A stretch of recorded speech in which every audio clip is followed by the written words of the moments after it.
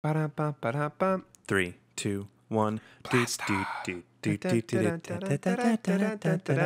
This is a copyright problem. We're gonna have to bleep out the first part of this episode. I think if you're singing it yourself, then it's not an issue. Oh, really? Yeah, I don't think so. Ooh. Yeah. I can sing a lot more things on this podcast now. Yeah, I mean, you can't like sing it all the way through with instruments, but my body is an instrument. yeah, I mean, you can't bring on Kanye to do the entire rap without his permission, without How his could agency's you bring permission. on Kanye Hey. without his permission? Like lure him into this room? A crying, whining baby managed to pull it off, so That's true. Oh, I can too. That's true. You've got a hug out of a Welcome crying, to whining Story baby. Builders. That's right. So we're done introducing each other over Yeah. everything that No, we're doing. It's true. Everybody knows that I'm Justin Zagri. And I'm that's Garrett Schweighauser. And this is my Reading Rainbow cup that I get a drink out of today. Yes, and I shoot people with a SLR camera. Oh, an SLR You camera? oversensitive person. I shoot people with a DSLR camera. Yes. I don't know the difference. One's digital, one's film. I know the difference now. All right. So basically, last episode, we pretty much figured out our basic story Yeah. for Toph and Daredevil Toph and v. Gozer Daredevil. and how they all come Neat. together. Yeah, in this wonderful world called New York City. Yes. And what we're doing now is I'm going to go over the treatment that Garrett wrote, because he said he would. And I did. And then once we go over it, I think that we should start building the story scene by scene. Yeah, that's a good idea. And we're going to do it in a specially structured way based on another storytelling screenwriting book. Ooh. But we'll get into that. I mean, we don't have to go over the treatment too hard because we all know it's perfect. Yes, indeed. Before we get started, I just wanted to give a shout out to the patrons who make this happen. Yes, thank you. Thank you so much. Honestly, And, couldn't do it without you guys. because you guys are so awesome, we always send out little questions here and there, like, what do you guys want us to talk about? What do you want us to go over? And it includes influencing this story and other stories. But also, I promised the patrons that we would do 5 or 10 minutes of talking about whatever they wanted. Yes. And by unanimous voting, it was talking about the crimes of Grindelwald. Yeah, the trailer. The nudist trailer, yes. It And that's what definitely we're going sounded to do. like you said the nudist trailer. I just want to throw that out there. Which would have been dare say, a more interesting Crimes of Grindelwald trailer? Yeah, I was going to say it's still a crime Yes. in some states. In some states. Or I don't Most know. states. What would the wizarding world have? Against streakers? Yeah, what would they have a law on that? I think so. At least I feel like British wizards would, because I feel like Britain is very buttoned up tight, you know? And if you were to run around naked, You would it would think just be that, against but they decorum. have had like TV shows that went on, like maybe not the BBC, but they've had or BBC One, but they've had shows of like just the nudist news and things like that. This is back in What? the 90s. Really? But yeah, totally. Yeah, they do. But I feel like having someone run around in the streets naked is too blatant. Okay, yeah, that's true. Like, I feel like they're much more, like, you have to kind of subscribe to get to that stuff, so to Right. speak. It's be like, I choose to put myself in the situation where I get to see this happen. Right. And I'm of the notion that America is still more conservative in a lot of ways than Britain. I mean, Britain kicked us out and exiled us to the colonies. We kicked ourselves out. Yeah. Sorry. The my Puritans. True blood Americanism is coming out. We kicked ourselves out. Yeah, well, Gosh the darn Puritans went to America to start a new life because they were just too They were too conservative. pure. No, it's true. I think that's hilarious. I think on the face of Americans, people think that we're like so out there and crazy America. We have guns and we're nuts. But then, like, when you really get into like the conservative way that we react to people, I think that we are very, very conservative, much Right. more than some other nations, I would say. Yeah. And And I think that we can segue into the crimes of Grindelwald is that the wizarding world is extraordinarily conservative yes, in Britain, even more so in America because Yes. they don't let wizards congregate with muggles at all. Congregate. At all. Fun word. Is that the right usage? I mean, I don't know. It's better than conjugate. They don't let That's wizards not the right word. conjugate with muggles. Is No, it? it's true. Yeah. Today in grammar lessons, in the Today. dictionary lessons, dictionary.com. Today I read something. Yes. It said. And Conjugate. I think that J.K. was kind of having a little bit of a commentary on how conservative ideals can be dangerous in some ways and dangerous in other ways. Dangerous in some ways is that it oppresses people, Right. and that's not right. And dangerous in other ways is that people who feel oppressed get ambitious and become radicalized, like Grindelwald. Right, and it's all. And but then he does there's something not- far worse in the name of a more liberal sense of living. Is that what you would think that his overall goal is? Is a more liberal sense of living? Well, liberal as in, so a conservative look at politics is that marriage is between a man and a woman. A more liberal look is marriage is between any person you want. Right. Man and man, woman and woman. It's funny. So the wizarding world in America is between wizard and wizard, not wizard and muggle. Right. And all the wizarding world policies include secrecy. Right. You That's have true. to, and that's that you have to stay out of the muggle world. You can't let it be known that this wizarding world exists. Right, and that is overall arching for all of the wizarding worlds. And that's Grindelwald's problem. Is he wants He feels that wizards are superior beings and they shouldn't have to hide. What he really feels is that they should be in charge. right because they're And more that's where the equipped. wizard supremacy comes in. Right. And that's where, he uses a liberal talking point to push a supremacist agenda. I see what you're trying to get at. Right. So you're saying on the face of it, he's like, hey, we should all be able to interact and we shouldn't have to live in secrecy. But underneath that, he's also saying we should also be in charge and be able to tell these muggles what to do because we're better. Right. Because we're And wizards actually, of that magic. makes him so far, because we've seen exactly 30 seconds of screen time of him in the first movie. It's a long 30 Slightly seconds. more interesting than Voldemort because we can understand his reasoning. Voldemort is a very black and white villain, and he's a fantastic villain, extremely intimidating and scary. And I think that was his point: is that he's supposed to be a very scary villain. An enigma of fear. Yes, much more abstract. Down to his face. His face is losing its humanity. Grindelwald's a different story. Grindelwald has a very interesting point of view that that he wants something more insidious than what he is preaching. Right. It is interesting because it's hard when you look at Grindelwald's face in the trailer anyways. It gets paler and his hair is white and he looks more His hair is white. I think that's his natural dangerous. hair color, but you see an eye is kind of screwy. Yeah. So I think he's had some he's Magical rearrangement. rearrangements, experimentation, same way Voldemort did. He's just not as far along as Voldemort is. But he still has a certain humanity because he has had a relationship with Dumbledore. Right. Oh, Not a that's- romantic one. A lot of people think they did. No, and it's not true. Grindelwald knew that Voldemort, that Dumbledore was in love with him and used him to take advantage of that, but never returned affection. Yes. Yes. He kept the flame lit so he could light things on fire. Right. That's great. Look at you. Yep. Well, you know. With the similes. So yeah, it was interesting watching the video. I was curious to see what your reaction would be on how Grindelwald is different from Voldemort. Yeah. And I think that hits the nail on the head. Voldemort is this very like enigmatic fear, especially in the first 3 books when Harry's mostly in school. Voldemort, you can't even speak his name. You know what I mean? It's like people are afraid to even talk about the problem. Whereas Grindelwald, people can talk about him, and he seems like he's already been incarcerated, and it's not like there's a big stigma around him. Right. But I think that's what makes him more dangerous, is that people don't take him as seriously as they should. Right. And then when he starts to do these crazy things that are actually upsetting the balance of power, that's when people are like, oh man, we should have taken this guy much more seriously. Yeah, I think the second movie is going to be when he starts to become much more of a public figure with these things. At least that's what the trailer kind of showed, is he escapes. And then we don't know what's going on with him. And then it seems like that he's amassing people that can follow him. He's hanging out with Credence, and he's hanging out with Newt's ex, who happens to be a Lestrange. Oh, of course. We don't know yet if she's really an evil, because Lestrange, right. you can have several generations of a wizard family, and it doesn't mean every single one of them are evil. Are you kidding me? Every single black was evil. Just kidding. Except for Sirius. Yes.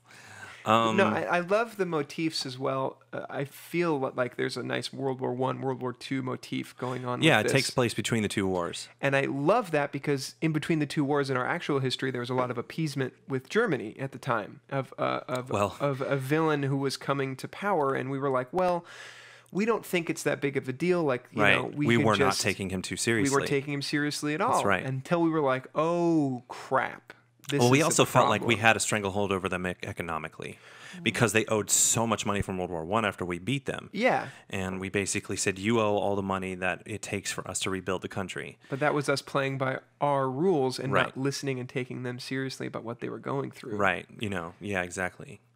And it's a great, interesting parallel. And there was also some sort of like weird vision in the trailer that showed World War II airplanes flying around through rubble. And I was like, oh, it's World War I. But I'm like, no, that already happened. And those planes are World War II planes. They are World War II planes. It could be the bombing of London by the Luftwaffe, which means they're seeing something in the future. Rotterdam, yeah. Because that was 1939, 40? And they're in the 20s in this one. And it's supposedly assumed that the next movie will be in the 30s and the I think it's 1939. Fourth and fifth movie will be in the 40s. They're probably seeing a glimpse of the future. Okay. Because 1944 or 45 was when Grindelwald and Dumbledore had that climactic duel. And that won't happen until the fifth movie. And I will cry hard. I know. Because I have been waiting to see that duel forever. Oh. I almost wanted to do my first fan film as that duel, but I was just like, first of all, it's my first fan film. Second of all, even if I had like a budget like Snape and the Marauders, I still wouldn't be able to pull off the epic nature of the two greatest wizards in the world fighting. Because you know it's going to be stuff that's going to be amazing. We can't even imagine. I know. It's like two demigods fighting. It's like when Voldemort and Dumbledore fought in the Ministry of Magic. Like that fight was so fun to watch. And I hope it's like that. That's my favorite wizarding fight. It's my favorite. It's my favorite movie, Order of the Phoenix. Yeah. Not only because David Yates took over for the first time and really, I felt like he seriously grounded the characters and the tone, but he got Voldemort right, and that duel was. Oh God, it was so so good. Great. It's funny. It was one of my least favorite books to read, but it was my favorite movie to watch. It was in the middle. What's your favorite book? My favorite book is The Chamber of Secrets. It's so interesting. Because I'm a sucker for like thriller, like Halloween-y kind of things. And The Chamber of Secrets is this weird, like, thriller haunted house book. Yeah. They're all stuck in this castle, and people are being turned to, petrified, and no one knows why, what's happening. And I love that. That was my favorite part about it, Yeah.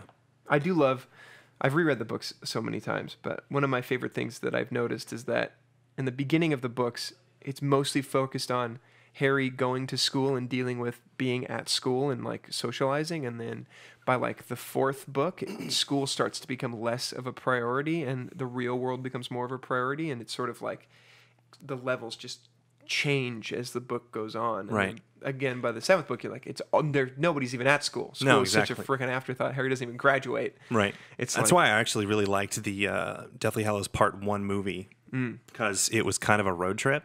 Yes. And it had a very Art Deco, not Deco. Like an indie, it was like an indie Harry Potter movie. Indie Harry Potter movie, exactly. And I really liked it for that. And then the last one is just pure opera. Oh, yeah. But my favorite book is Goblet of Fire, because of Voldemort's return. And I got completely bamboozled by his return. Didn't see it coming. Yeah, that's so true. As well as Moody.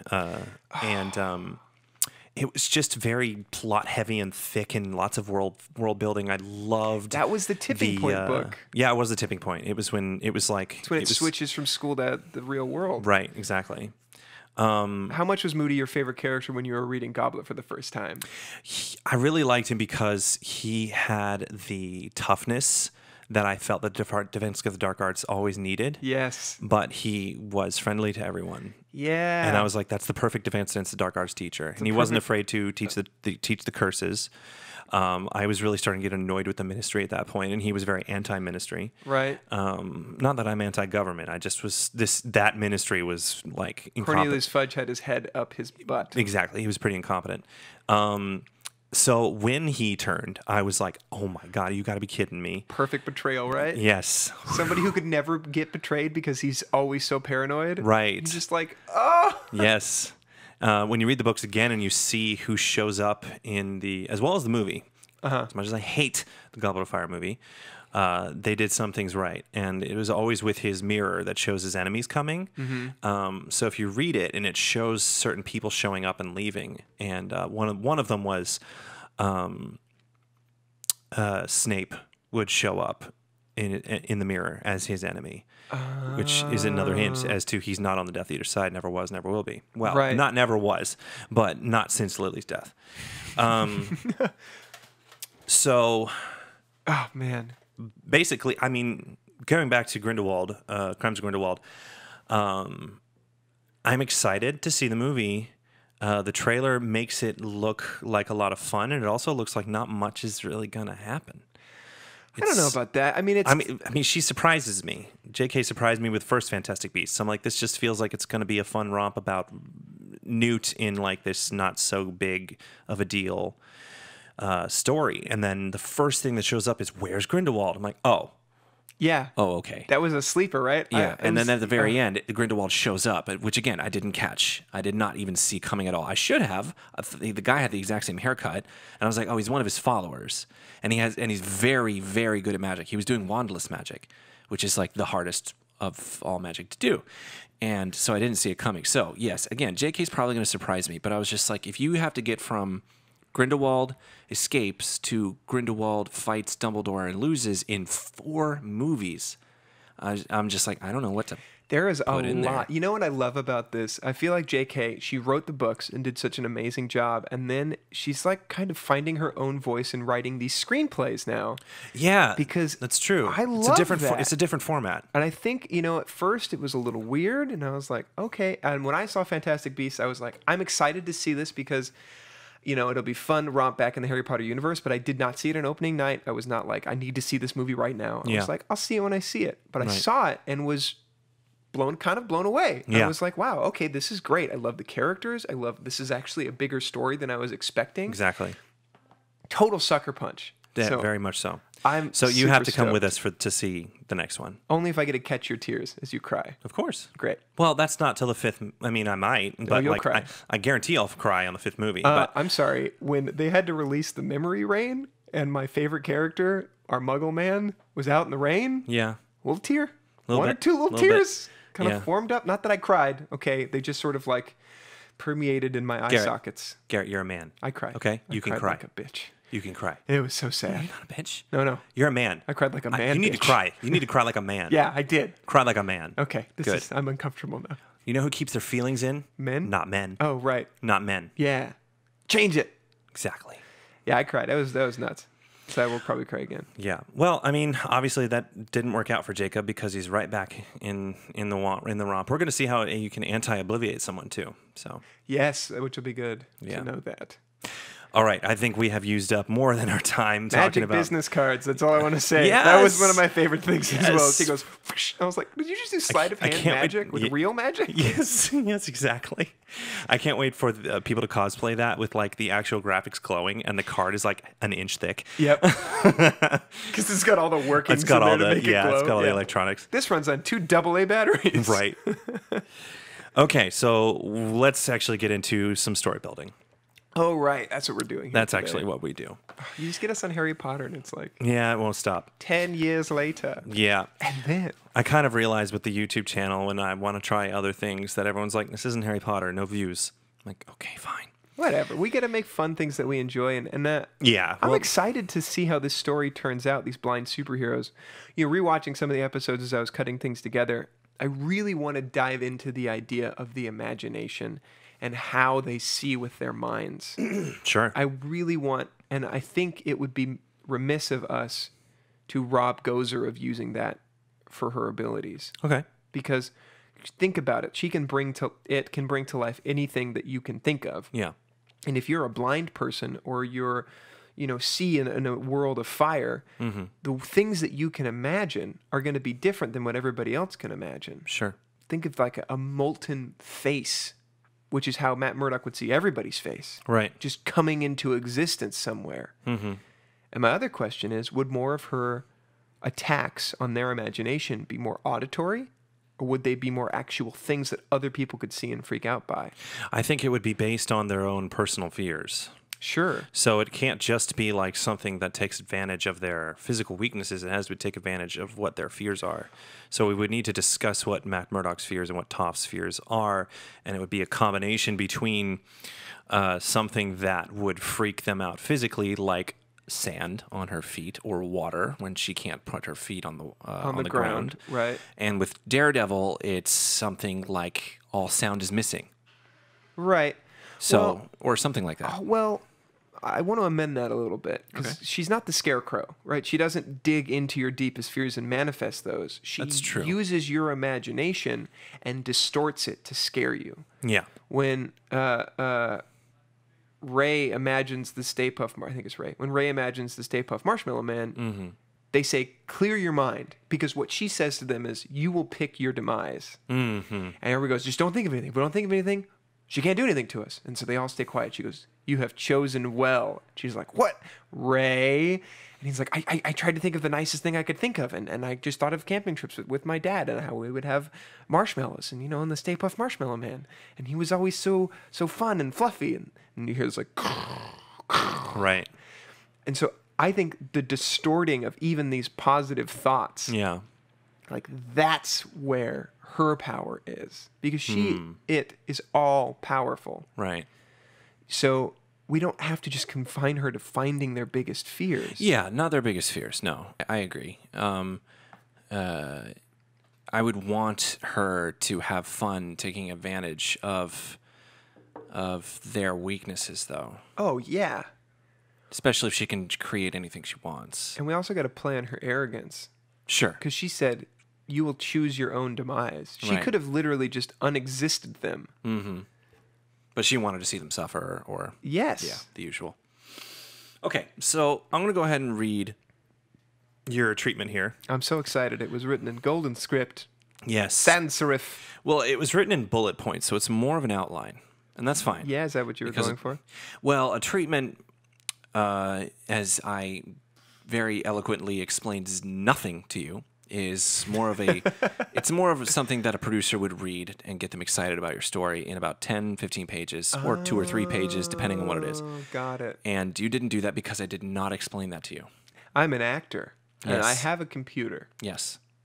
So right now it's bullet points, and that's fine because we're not trying to convince anyone to make this. We're going to make it. Right. So we're just focusing on what needs to happen.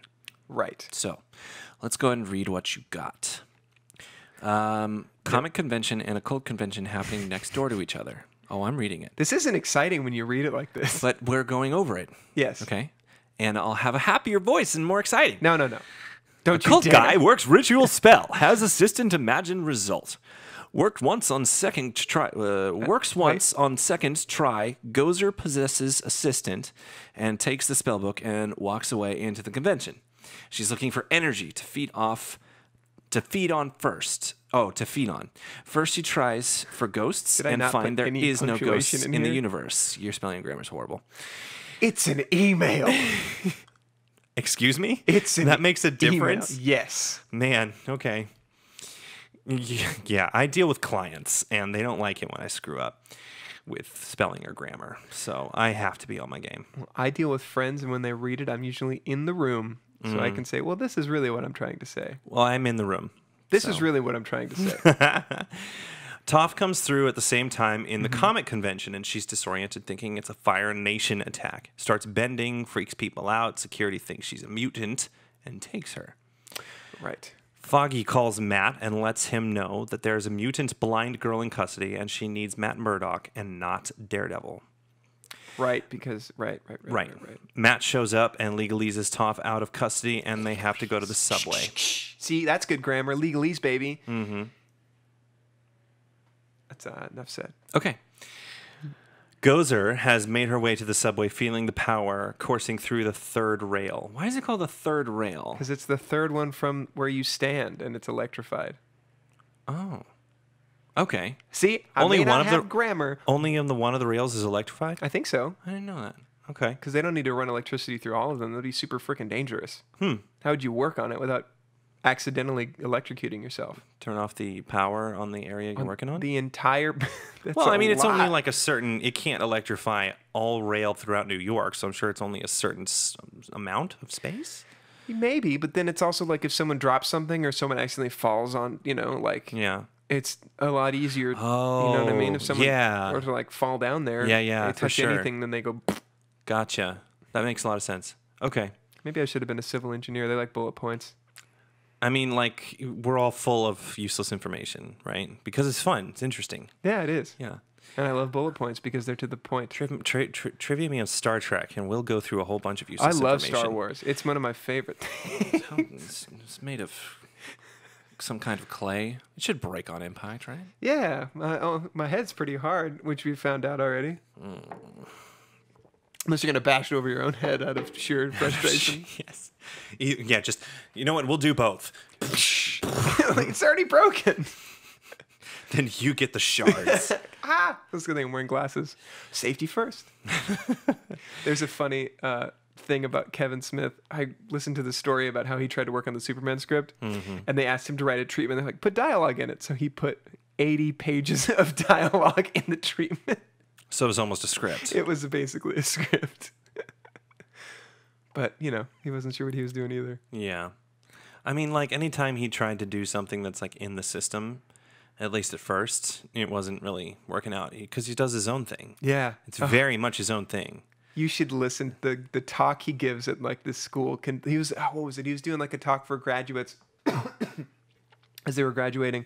And someone asked him about, like, you know, the Superman script he was going to write. And it's like an 18-minute collection video of him just telling this story. Oh, he won't stop talking. And it's so funny and it's so great because he's like, he just, like, Chasing Amy hadn't come out yet. He just, like, finished Mallrats, and he's like, they want the Mallrats guy to write Superman. So, like, they sent him the original script, and he was like, this is garbage. And every time he'd go in, he would be like, this script is garbage. Yeah. And then he left, and his friend in New Jersey, he like called his friend in New Jersey, and they were like, oh, how did it go? He's like, I told him it was garbage. Isn't that hilarious? And the friend goes, well, did you tell them how you'd make it better? And he goes, no, that would have been a good idea. And so they, like, called him back, and he eventually had to tell, like, 9 or 10 people how garbage he thought their Superman script was. And they're like, okay, write it. That'll be fun. So anyways, it's a great story. It's always an interesting story. Always a bunch of an interesting series of stories about how people deal with executives, because you'd think there are rules, and there are none. Nope.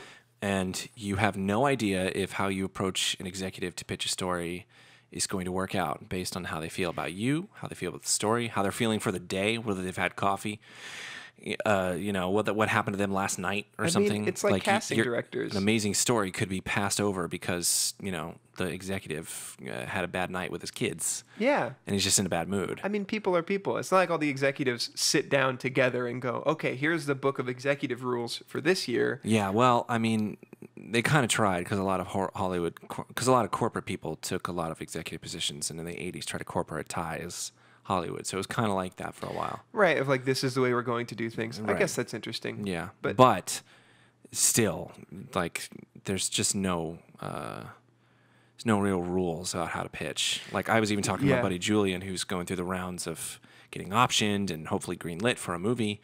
And when he was pitching, he was just like, the book that I bought on pitching 5 years ago, it was useless. Yep. There's not really you just have to kind of be yourself and treat them like people. And yeah. At the end of the day, I want to believe that there is a creative spark in everybody who works in the industry. And if you can find a way to stoke that spark in them and make them excited about your piece, then you're halfway there. Yep. Because the other half is, how much is this going to cost? Right. Exactly. And then getting everybody else on board with that money. But, you know, there's a great, John Krasinski gave this great talk on Off Camera, and he's like, the way I like writing and working with people is like working with them in the very beginning and being like, hey, do we want to do this together? This is the story that we want to tell. And everybody he brings on is basically like, I don't know how we're going to do it, but we're going to tell this specific story. Yeah. So when the executives come in, they can be like, listen, guys, give us this amount of time. We're not sure how long it's going to take, but like we're telling this story. And if you're on board with that, that's the way to go. Yeah. And A Quiet Place was fantastic. Yeah. Because everybody was on board. Have you read that script? No. Read that script. Okay. It's so insane. Is it different than the movie? Well, yes, but that's not what makes it insane. Okay. What's insane about it is that there's all these different techniques of how they approach how to write that script. There's pictures in it. There's graphics. There's like there's huge differences in font sizes. So like there's this scene where like thump, bigger text, thump, bigger text, thump, bigger text, thump. Next page, one little word, and that's the only thing on that page. I love it. It says silence. I love it. Yeah, that's how that script works. Oh. And I really doubt that you'll see those around a lot, because I think executives would be like, just give me the regular format, man.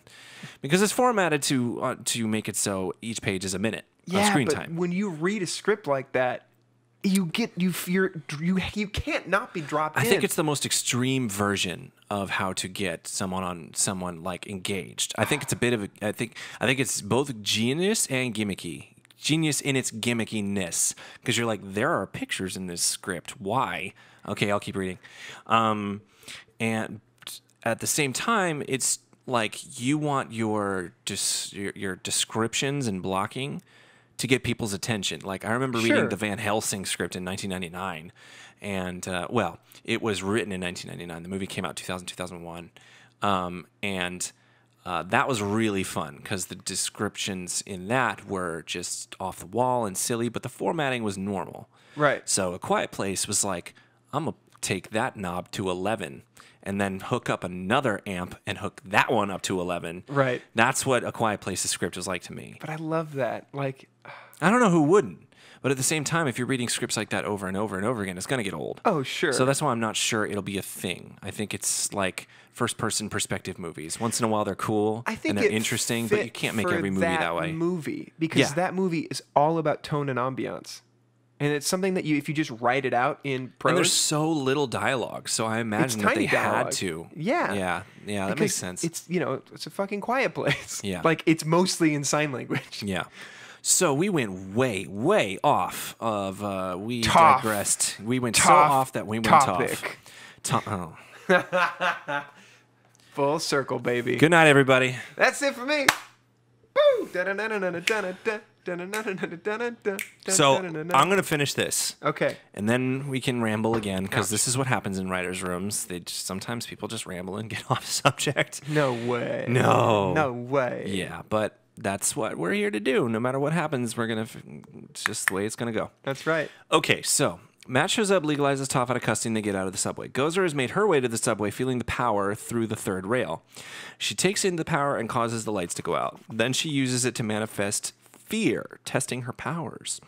And by the emergency light, people begin to see a creature coming out of the subway. But because it's incorporeal, Matt and Toph can't see it.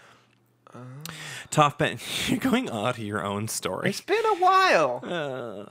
Toph bends the ground, cutting off the power to the third rail, and the lights go out. Gozer leaves and tells two security guards that Toph and Matt are bad guys. Security fires their guns. Toph is scared, and Matt fights and subdues them. Then they lead everyone out of the dark subway. Wait, there's a piece that doesn't make sense. Should I say that now or wait? I'm going to keep going. Okay. Let's just finish this up. All right. They head to Matt's apartment and talk about Matt being Daredevil and where Toph is from. They hear more about power outages, and Matt and Toph go to investigate the occult con. And we need to figure out how. Toph learns how to talk to people about vigilantes and the police force. Matt learns from Toph how being strong can help everyone. They find out where Gozer is heading, Stark Tower. They keep the occult guy with them and head there. They beat Gozer by grounding the energy in the arc reactor by metal bending, and the occult guy opens the portal they picture where they want Gozer to go and kick her through. Then Toph, having learned that Toph learns what she wants to do with her life, create a police for all types of people so they can live without fear in harmony. She goes through the portal. Matt learns that being Daredevil is morally right for his citizens. Ta-da! Ta-da! All in bullet points. Beautiful. Yeah, I'm excited to tell this story. Yeah, that's good. So there are some gaps, and I feel like I want to fill in the gaps by figuring out the entire story scene by scene. Great. So scene 1, figure out what happens. Scene 2, scene 3. So the way that the structure works is from a book by Blake Snyder, the late Blake Snyder. Late Blake Snyder. Called Save the Cat. Save the Cat's a pretty famous book around screenwriting circles. It's also a little bit controversial. I don't remember why. But one of the techniques he talks about is basically using story cards. Each card depicts the scene. And you have to describe what happens in the scene in one sentence. Okay. And it doesn't necessarily have to be one scene is one location, because in a script, one location is one scene.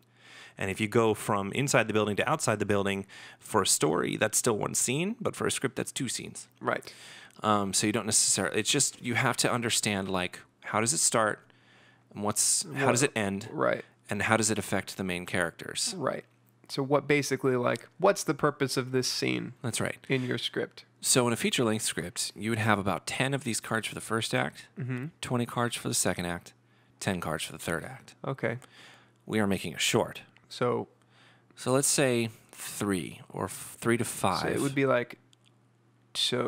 maybe even, like 2 or 3. Like 2, 5, 2? I'd say like 3, 6, 3. 3, 6, 3. Yeah. That's 11. And again, that's fine. A feature length is 30. Oh, well. So we should have 15. And sometimes features are 29. Sometimes features are 31. So it's not a big deal. Okay. If we don't have to, these are guidelines. It's always guidelines. It's never rules. More like guidelines. Yeah. The code is more like guidelines than anything else. Well, it's more. Welcome to the Black Pearl, Miss Schweighauser. I'm a lady now. I'm a lady pirate. I love to eat tea and biscuits. And kill people. Because I'm a lady pirate and murder people. I like tea, biscuits, rape, and pillage. Oh, dear. Not after my tea and biscuits, though, before. During? Ha! This hot tea is scalding me. Kill everyone. This is how we get off topic, Justin. Yes, I know. So let's see. I'm going to open up my little application called Celtics. Celtics is the free screenwriting software that you can use to write screenplays. Open source. Brought to you by the world. The company that makes Celtics. Yes. They do not sponsor us. No, they don't. But they could. If they want to, now's your chance, Celtics. Get out there, open source programming. Yes, indeed. Are they? I'm pretty sure they're open source. Okay. Well, let's see. I'm going to open it up, and I'm going to create a new project, film, and I'm going to go to the index cards. I'm so excited. Scene.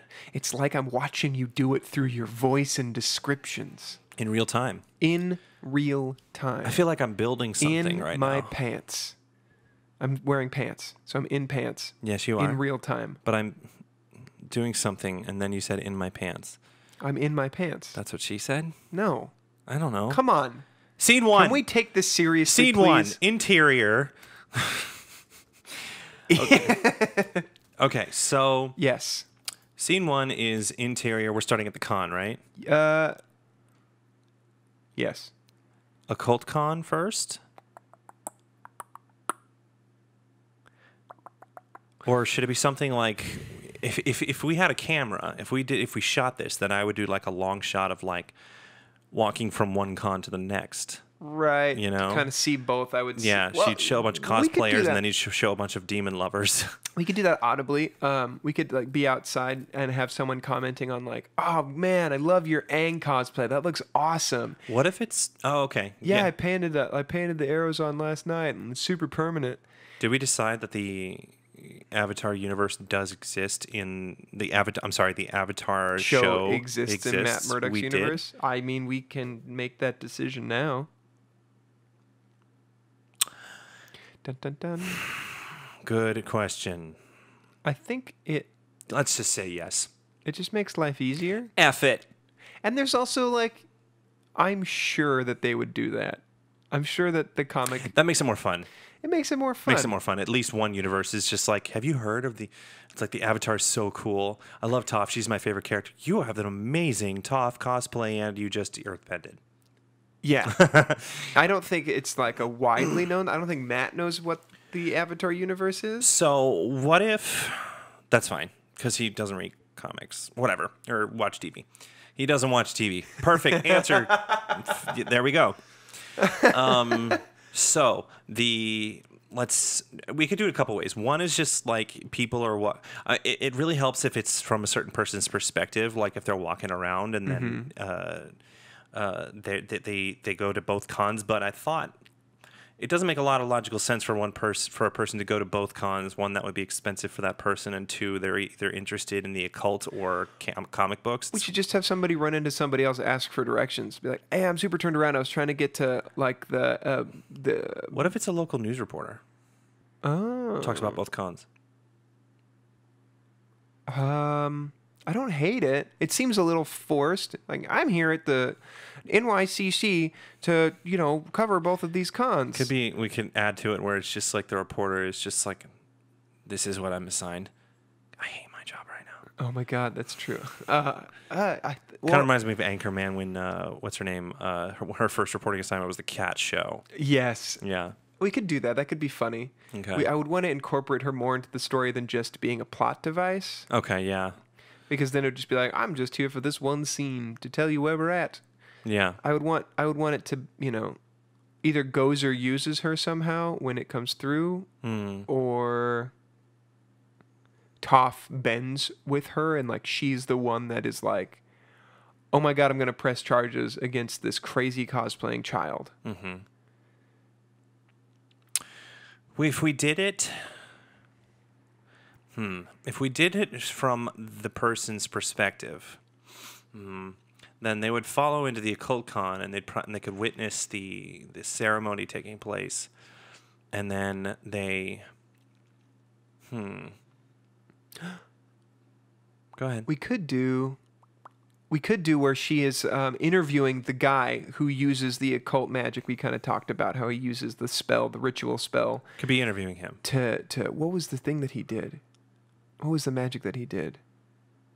I don't think we decided on the specific magic. He like uses it to like. He uses a book. Yeah, it's ritual magic, so he's just summoning, and I kind of like said that he should definitely have a motivation as to why he's using it. And I kind of suggested that he's just this frustrated dude who can't get with the lady, so he decides to summon Gozer to destroy the world. An NCS or something. Yeah, incel. Yeah, that's the one. Yeah. It sounds like a processing system. So I think that he could be in, like, the news reporter could say, like, something like a tale of two cities. We're here at the NYCC where two cons have met. That's awesome. That are very different. Tale of two cities. Here I've got, the occult con going on, and we have Dr. Blah, blah, blah, who has released his book. So what I was getting at is that ritual magic there's two different lores for it, right? One is if you release a bunch of ritual magic, like way to do ritual magic books, and it kind of saturates the market, so to speak. And every time it gets used, the creature that it's actually drawing its power from, it's like you don't get to draw a lot of influence from that creature because it's like everywhere. Yeah. So it's like you sort of like burn it out. Okay, kind of a way. I'm thinking that everything up until the summoning itself, the successful summoning, is from the point of view of this reporter. Sure. Yeah. And I feel like the interaction between the sorcerer and the reporter should be a combination of the reporter's not taking him seriously, and the sorcerer is extraordinarily has social issues and says something that offends the reporter.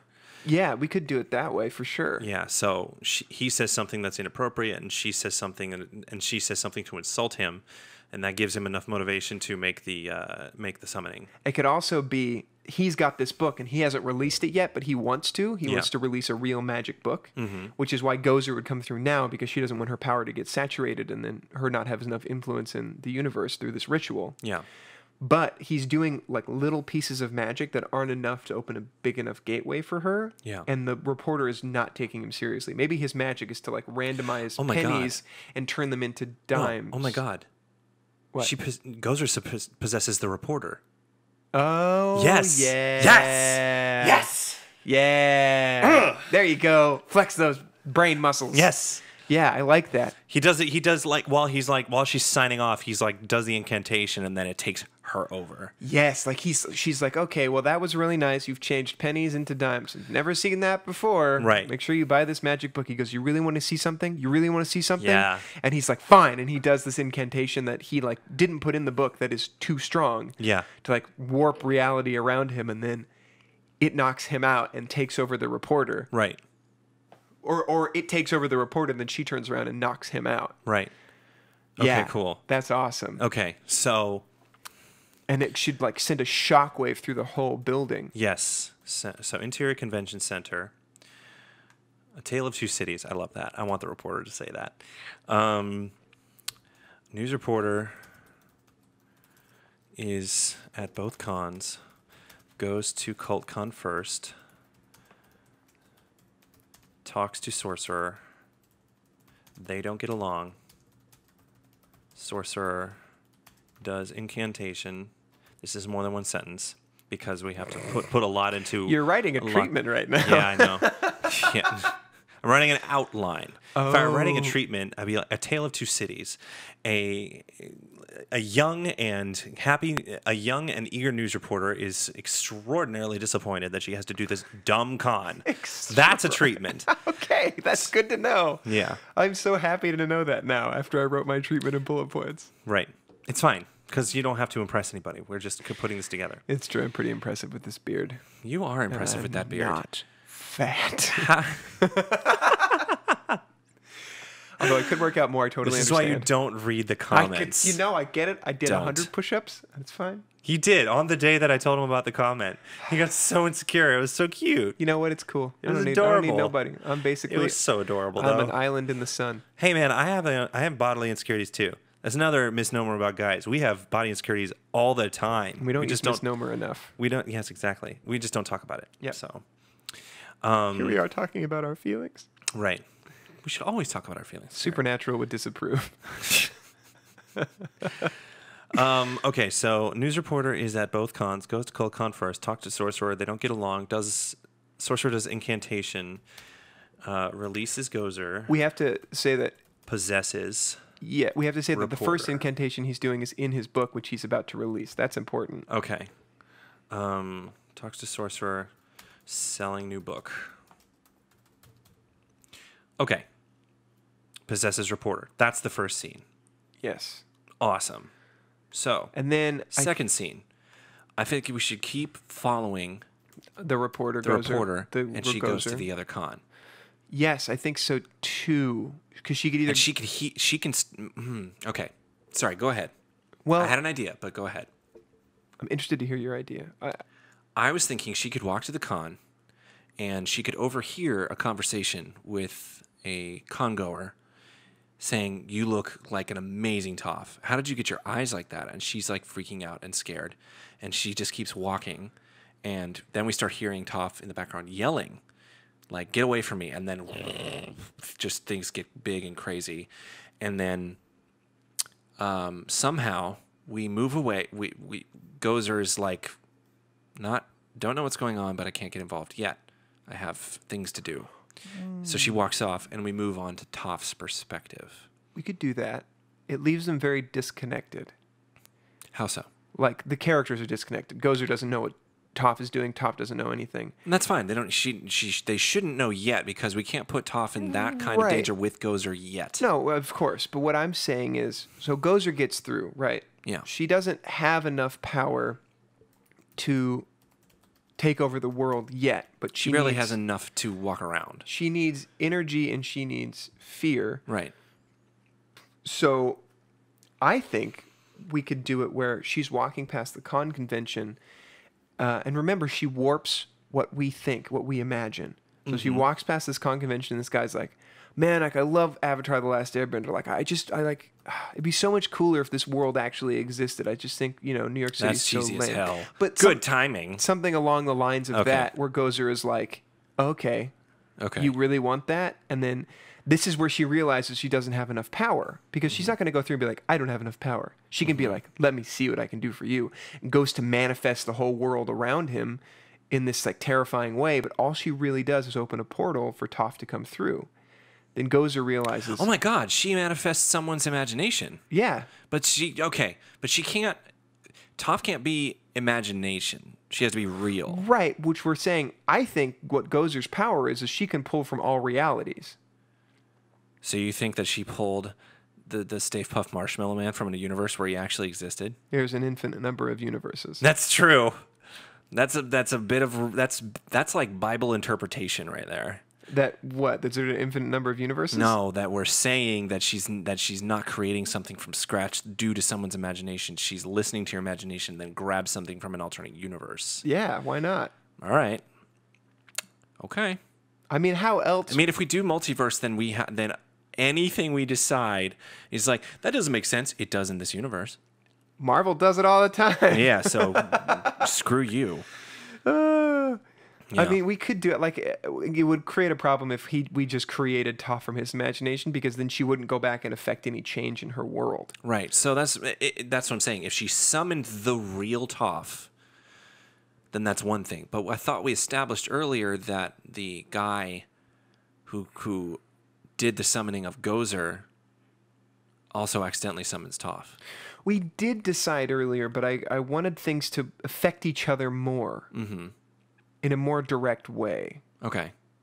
And it seems weird that he would be doing this occult magic over here, and then all this stuff happens over here, like randomly. You know, it's like, that's kind of random, and why this character and why here. I would rather not have those questions and be like, this is a choice. Yeah. And it does a couple of things. It shows Gozer that it's weak. Mm-hmm. It also shows Gozer, like, shows what Gozer wants. Yeah. To manipulate our imaginations and the reality around us. Yeah.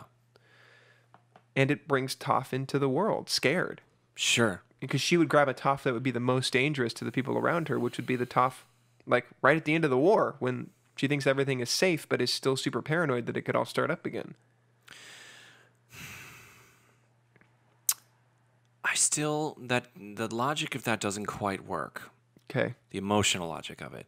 The emotional logic of someone mentioning Toph and then her summoning Toph, makes more sense movie logic-wise. So we need to figure out how that can make as much sense as possible. Like why someone would mention Toph and she would summon Toph. Now, if she took the book with her, then she could learn a few things pretty quick. Like the occult book? Yeah. What would be in it? How to summon She already knows all that. Yeah, that's true. I mean, the ritual book is basically like a book of ritual magic would be a book about Gozer. Yeah. And then it would be like, this is the rituals you can do using Gozer's power. Mm-hmm. Like, these are the implements that you need. These are the tools that you need. Yeah. The foci or whatever. Yeah. So. Yeah, that's the trouble, is that we have to stay within the confines of her powers. So, maybe, yeah, that's my main issue, is that if we can figure out the reason why Toph is summoned, and it has to make sense. Let's go back to Gozer's summoning. Yeah. In Ghostbusters. Mm-hmm. Do we want to watch that scene real quick and see if we can get some ideas? No. Not on this, or can we watch it on this while it records? No, I can't use sound. Okay, I submit this to you. Let's skip the why for now. Okay. And get to the let's figure out that reason later. Okay, cool. Let's continue our story. All right, so we'll just say. So let's stick to the let's stick to her walking to the other con and summoning Toph. Somehow. And summoning Toph for some reason. Yes. So Gozer walks through Comic-Con, summons Toph. She's scared. Earth bends. Cops subdue her. Oh man, that would be really hard to do for some cops. For Toph? To subdue Toph? How could they even get close to her?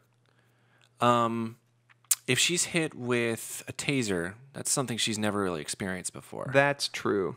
And that disables you. I don't care who you are. That disables you for a couple moments. Yeah. But even if they handcuffed as long as her... if it keeps working. And here's the way I see it. As soon as she's down for a minute, then basically we can cut away to Matt Murdock's life. Getting like a phone call. And then get the phone call. And then when he gets there, we can see, or we can imply that she's in heavy-duty chains that makes it so she can't move. You have to do certain movements in order to bend. You have to move your hands and feet around. So if she can't do that, then she's stuck. She has to move. Remember when she was in the metal box? She moved. Barely. But she moved. She can't move at all. She can use like a finger to earthbend. That's true. One finger movement. The way I see it is that if these guys have figured out how to subdue superhumans, they'll figure out how to subdue Toph. Oh, okay. Maybe there's like electrified handcuffs. Maybe. I could that buy just that. keep her from moving at all. I could buy that. Yeah. So that's fine. So let's just say this scene, Gozer walks through Comic-Con, summons Toph, she's scared, earthbends, cops subdue her. We'll work out the details. So, new scene. Interior. What's Matt doing right now?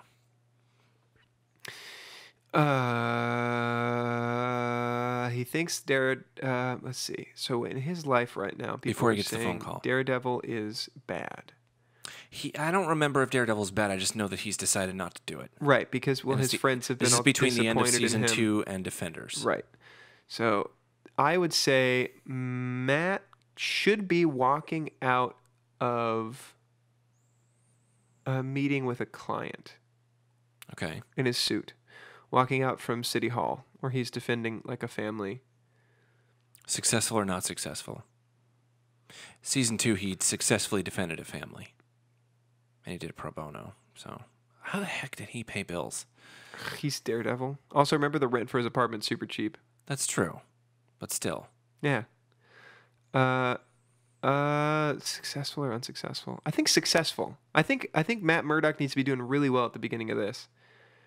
You think so? So much so that it's like to decide to pick up Daredevil would be like feel like a step backwards financially and not a smart move, but it's something he has to do morally. All right, I'll run with that for now. So he's exterior courthouse? Exterior courthouse. You know, Matt has taken another case, not pro bono this time. Maybe he's even made a little bit of money. Comes out of a successful case. Just, that's all we need to know. And he gets a call from Foggy. Foggy Nelson. Telling him about a superhuman girl. Toph. I'm just like keeping it simple. Okay. Tells him about Toph and how. And we can get into that dialogue of him being like, "I don't do that anymore." He's like, "I know. I don't want you to do that right now. We need Matt Murdock to get this girl out." Maybe Foggy even say something like, "Why do you always go to Daredevil?" Like, no, we need Matt Murdock to help this girl. Right. Okay. So interior.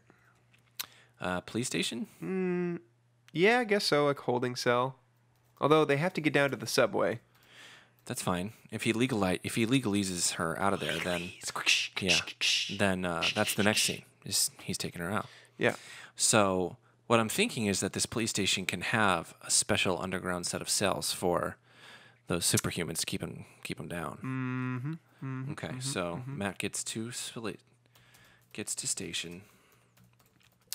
And this could be a fun time for the cops to be like, she has been a handful. We have put her in an entire plastic cell we usually keep for like the worst mutants. Right. Magneto. Because every time we set her down, she does something. Right. So I don't think you want to go in there, guy. Yeah. Matt gets to station, meets Toph. Toph should call him a Fire Nation scum. I like that. This is not this again. Like these are all details that don't go into cards. It should be just a couple of sentences and it's super basic. Okay, got it. I'm not following the rules. No, it's okay. It's it's more like this is just like the basics, so you can have like a big picture in your head when you look at the whole thing. Oh, I see. So for those who can't see this, and because people even who watch it can't see it, there's a big corkboard on my wall. See how it says Act 1 on the left, Act 2 in the middle, Act 2 twice, and Act 3 at the end. I verify there's a corkboard there that says those things. Yes. So that's where all the cards would go. And when you're done, the whole movie's right there. Oh. That's why it's so important. Because you can visualize the entire story as you're doing it. And what's really fun is as you're figuring out your story, you can take the cards, take them out, and rearrange them. Be like, this scene doesn't work here. Let's move it around. So that's why it's so important as a storyteller to have a physical cards in front of you so you can move stuff around and you can visualize it. All right. Yeah. All right. Cool. I'm teaching lots of things. This is great. Yeah. This is great. Hopefully our listeners are learning. Right, well, I'm learning. Learninating. Free class for me, and I get a drink out of a mug that says Reading Rainbow. A reading rainbow. Take a look. It's in my book. Okay. All right. So Matt gets into station, meets Toph, legalizes her way out of there. Her way out. Yep. And it just came to an idea like he has to convince Toph Not to earthbend. not to earthbend. Yes. Convinces Toph Not to be her fucking self. not Sorry. Oh, language. to earth I'm sorry, Grandma. bend. And it might be kind of fun if she does it anyways as soon as they leave. Like, see a sucker, and then she's got a little button that makes her, it's like a dice. Cuffs activate. Yeah, cuffs activate, something like that. Yeah. It's like, so you're going to, that's a little cliche, though. I see that too much. So I mean, but that is a very tough thing to do. It's one last shot in. yeah, I mean, I can see her doing it a little bit, like throwing pebbles at his head, at the back of his head, or something like that. Or something against the police station, because that would tie in pretty well. If she does something against the police station, she goes, hey, so those guys are trying to help keep the peace. You scared a lot of people in there. Yeah, That could put the brakes on her acting out. yeah. Well, especially if he explains her to her sufficiently, it's just like, this is obviously not Fire Nation. It's like, how can I believe you? And then he explains to her. And then they basically figure it out and being like, okay, I'll cooperate. Just get me home. And Matt is like, that's what I'll do. I'll get you home. So, interior police station. Next scene. Oh God, I'm I sorry. think we need I'm having so many fun ideas. good. So the next scene, let's have them talk a little bit before they get to the Yeah, sure. I so mean, exterior city streets. she could be commenting on his walking cane, his like walking stick. She's like, Yeah. why do you have that? So we'll just call it a good moment of character building. Yeah. Nothing big has She to could happen be like, here. that's so loud. Can you cut it out? Okay, so what were some of your ideas? No, that was the one. She was like, they could have a moment where she's like, what do you mean it's not the Fire Nation? I Yeah. can't see anything. And Matt's Right. like, neither can I. Right. And then they have that moment, and she's like commenting about his walking stick, and then she does something to trip him up, and he just like doesn't get tripped up because Yeah. he's Daredevil, and she goes, "You're not blind." No, that needs to happen later. That needs to be a very important defining moment. And Okay. I feel that needs to happen. I feel like she can start to suspect it when she tries to trip him up, and she's like, "How'd you do that?" And he's like, "Lucky, I guess." But if you try it again, I'll tase you. And then when he has no choice but to not only help people out of a pitch black situation, but beat up two cops, then she's like, what Disarm you just cops, did not was beat them up. disarm cops. Yes. He has to subdue them. Yes. Okay.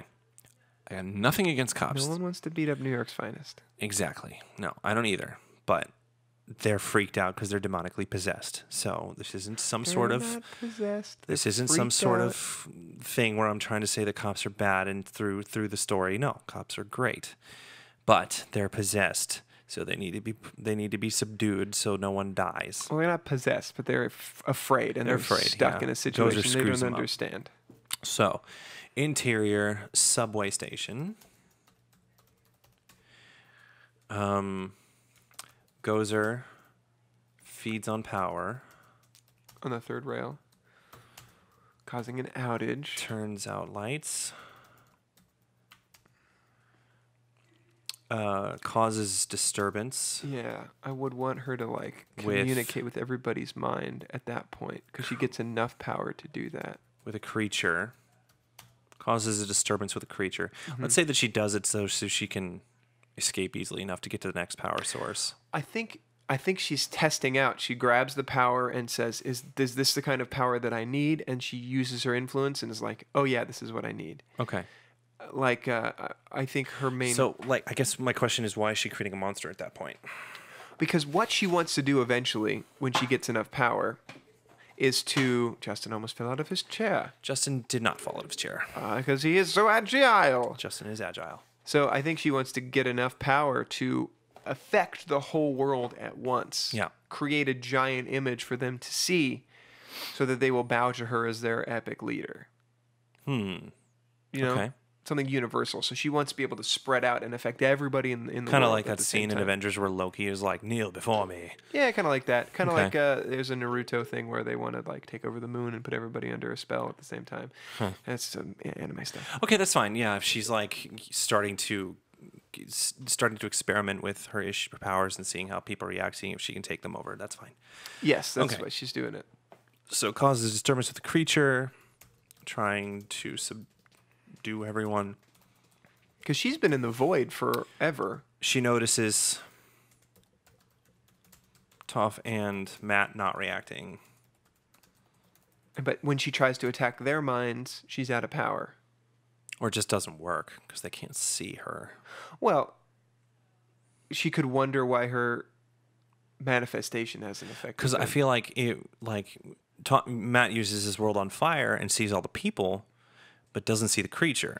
Right. Toph uses her abilities to see if she can feel all the people around her, but doesn't feel that monster. Do we want to do that at this time, or do we want to do that later?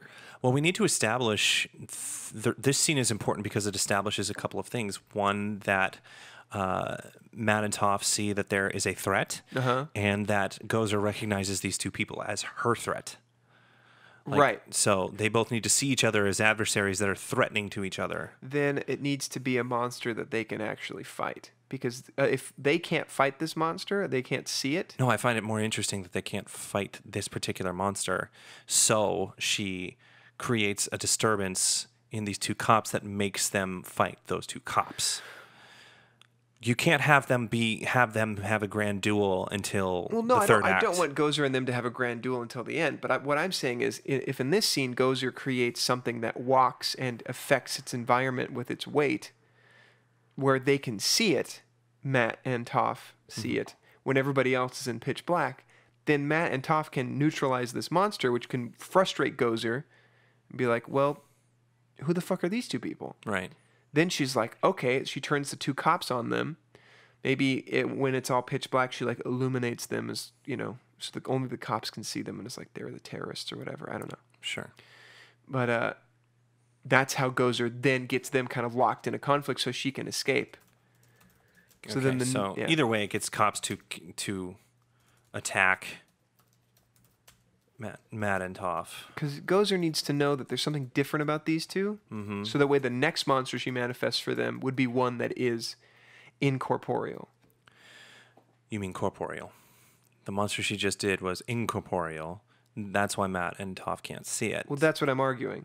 I think the first monster she does should be corporeal. Then Matt and Toph would be able to sense it. Right, and fight it off. No, I want them to not be affected by it, and I want them to... Okay, you know what? It could go either way. Either they can't feel this monster, and she notices that, or they're the ones that fight the monster off, and she notices that. Either way, it gets the point across that they're a threat to her. I think they fight the monster off because it will bond them closer together as teammates, and it will let Toph know that Matt is not blind. Then it takes the cops part out of it. Well, at the end of that, when Gozer's like, wait, how can these two fought off my monster without even being afraid of what it looked like or what it meant to them? Okay. I have to subdue them using these two cops, so she uses the last dregs of the power she just got. Okay, so it takes a lot of power for her to create that monster in the first place. Right. Matt and Toph fight it off. And then she's like, and then they notice her and be like, we need to grab her, and they're like, and then she's like, I need to escape. Yes. So I'll get these two cops to think that they are the people that caused this whole issue. Okay, so she notices Toph and Matt fight the monster. Because Gozer puts everybody in pitch black. Gets cops to attack Matt and Toph. Matt fights them off. Yeah. Okay, cool. That's pretty much our first act. Woo! I think that's 6 cards. That's okay though. Really, the second act begins on the city streets when they're like character building, getting to know each other. But that's okay. Cards. I think we should call it off right here. We're about an hour 20. Oh man. It's the heart of the cards. Yeah, we had a couple of guest appearances and a couple of things I've edited out. So it won't be an hour 20 in the final product. You're not going to see my tap number. Yes. It was pretty fantastic. It was pretty the fantastically soft shoe bad. Made people cry. It was more like a stomp. Yeah. Stomp was one of the best shows. But it's not tap. Ugh, it's like tap with trash cans. I'm going to get some beer on tap. I'm going to get some tap on beer. That makes so much sense. Dun, dun, dun, dun, dun. You pick the right writing partner. All right. Story builders. Assemble. Next episode, we will finish up all our scenes. Next episode, we ride Yes. to the same place. That we were before. Ah, All right. See you next time, guys. toodles.